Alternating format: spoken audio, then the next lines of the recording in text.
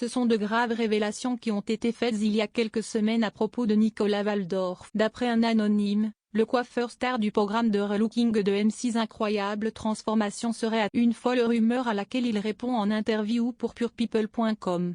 En avril 2022, un proche de Nicolas Waldorf a reçu un terrible message sur les réseaux. J'ai vu que tu traînais avec le Nicolas. Juste, protège-toi. Il est super connu dans le milieu gay pour coucher avec tout le monde. Il paraît qu'il a le sida, donc voilà. Prends soin de toi, pouvait-on lire. Quelques mots douloureux pour le coiffeur star d'Incroyable en exclusivité pour purepeople.com. Il revient sur cette terrible rumeur.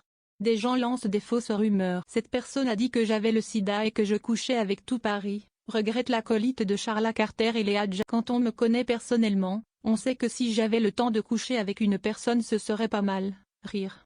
Je travaille énormément, quand j'ai du temps libre c'est pour mes amis et ma. Il faut dire qu'entre les tournages de l'émission de relooking de M6, son salon de coiffure, son restaurant, sa boutique de décoration et la sortie toute récente de son livre Vous avez rendez-vous ?